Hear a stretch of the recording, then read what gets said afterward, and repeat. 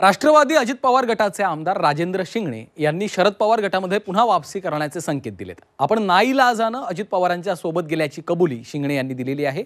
यावरून आता राजकीय चर्चांना उधाण आलेलं आहे। पाहूयात।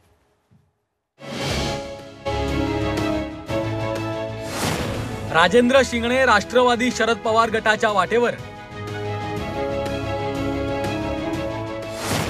नाईलाजानं अजितदादांच्या सोबत गेलो।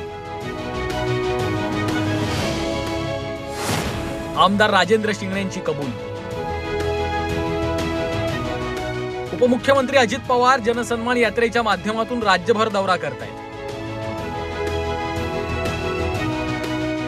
अशातच अजित पवार गटाचे आमदार राजेंद्र शिंगणे यांच्या एका वक्तव्यानं मोठी खळबळ उडाली आहे। मी नाईलाजानं शरद पवारांना सोडून अजित पवारांच्या सोबत गेलो असं वक्तव्य माजी मंत्री राजेंद्र शिंगणेंनी केलंय।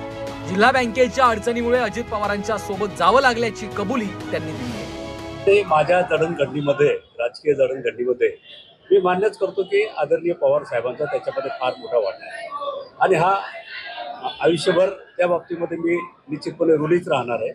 परंतु मध्यंतरी माझ्या जिल्हा सहकारी बँकेच्या अडचणीमुळे मी नाईलाजानं अजितदादांच्या बरोबर तिथे गेलो। आज जिल्हा सहकारी बँकेला 300 कोटी रुपये राज्य सरकारनं त्या ठिकाणी दिलेले आहेत। परंतु निश्चितपणे आदरणीय पवार साहेब हे नेहमीच माझ्याकरता आदरणीय राहतात। शिंगणे यांच्या या वक्तव्यानंतर अजित पवार गटात मोठी खळबळ उडाली। दरम्यान अजित पवार गटाच्या नेत्यांनी सारवासारव करत शिंगणे दुसऱ्या गटात जाणार नसल्याचा विश्वास व्यक्त केलाय। कुठल्याही दुसऱ्या गटामध्ये जाणार नाहीत।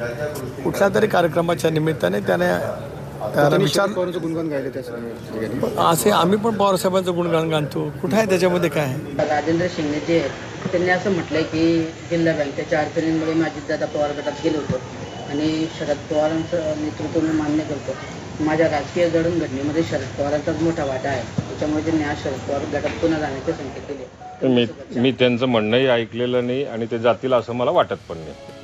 राजेंद्र शिंगणे हे बुलढाणा जिल्ह्यातल्या सिंदखेड राजा विधानसभा मतदारसंघाचे आमदार आहेत। अजित पवार महायुतीमध्ये सहभागी झाल्यानंतर राजेंद्र शिंगणे यांनीही अजित पवारांची साथ दिली।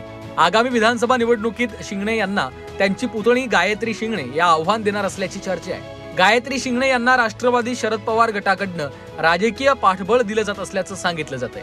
त्यामुळेच ऐन विधानसभा निवडणुकीच्या तोंडावर शिंगणेंनी घरवापसीचे प्रयत्न तर सुरू केले नाहीत ना, असा प्रश्न उपस्थित होतोय।